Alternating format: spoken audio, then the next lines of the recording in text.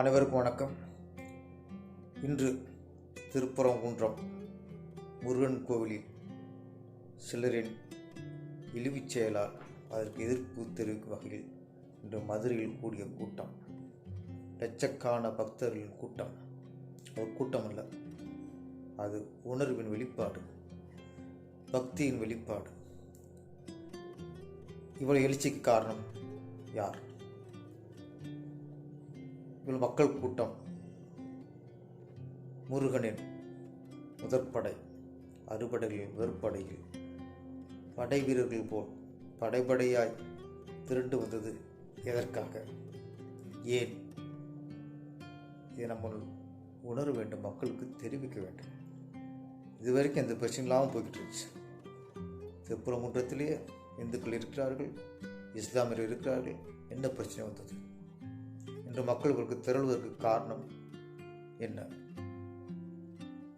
ஒரு சிலர், இஸ்லாமியர்களில் ஒரு சிலர் வீம்புக்கு பண்ண வேலை அது, இந்துக்களை சீண்டுவதற்காக பண்ண வேலை அது. அப்போ ஒரு மதத்தில், இஸ்லாமிய மதத்தில் ஒரு சிலர் பண்ணுற வேலையினால இப்போ ஒட்டுமொத்த இஸ்லாமியர்களுக்கும் இது ஒரு மன உளைச்சல் தான். இன்றைக்கு இந்து மக்களும் சரி, இஸ்லாமும் சரி, கிறிஸ்தவரும் சரி, எத்தனையோ ஊர்களில் நண்பர்களாக, சகோதரர்களாக படை கொண்டு தான் இருக்கும். எங்கேயுமே ஒரு ஊரில் இஸ்லாமியர்களுக்கும் இந்துக்களுக்கும் பகை, போட்டி அப்படின்னா எதுவுமே இல்லை. இந்த ஒரு சிலர் பண்ணுற வேலையினால தான் இந்த பிரச்சனைகளே. திருப்பரங்குன்றத்து மேலே போய் ஒருத்தர் கவுச்சி சாப்பிட்றாருன்னா அது இந்துக்கள் கண்டிக்கிறத விட இஸ்லாமியர்கள் கண்டிக்கணும், இஸ்லாமிய அமைப்புகள் கண்டிக்கணும். இன்னைக்கு இந்துக்கள் கூடுறதை விட இஸ்லாமியர்கள் கூடி இதற்கு எதிர்ப்பு தெரிவித்தா தான் அது ஆரோக்கியமான ஒரு விஷயம். அவங்க கேட்கணும், உங்களுக்கு ஏன் தேவையில்லாத வேலை? உங்களே அங்கே போய் ஆடு வெட்ட சொன்னது, கோழி இருக்க சொன்னது, தடுத்தா கவிச்சு கொண்டு போய் சாப்பிடலாம்ல அப்படின்னு திமுறா போய் மேலே சாப்பிட சொன்னது ஏன்? இந்துக்கள் எதிர்ப்பை விட இந்த மாதிரி இஸ்லாமியர்களுக்கு இஸ்லாமியர்களே எதிர்ப்பு தெரிவிக்க வேண்டும். அதான் ஆரோக்கியமான விஷயம். இவ்வளோ கூட்டம் இன்னைக்கு 144 போட்டும் இன்னைக்கு அடங்காத கூட்டங்கள். இதற்கு மூல காரணம் எம்பி நவாஸ் கனி. அவர் மக்களால் தேர்ந்தெடுக்கப்பட்டவர்.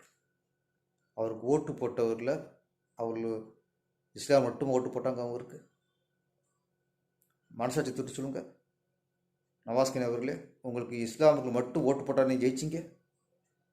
உங்களுக்கு எத்தனை ஓட்டு போட்டுப்பாங்க இந்துக்கள்?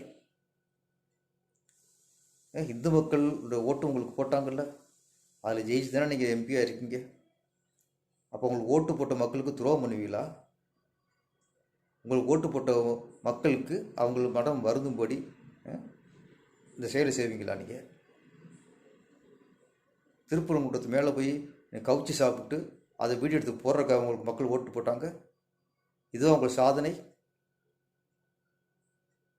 இது அவங்க ஒரு பொறுப்பு உள்ள ஒரு எம்பிக்கு அழகு.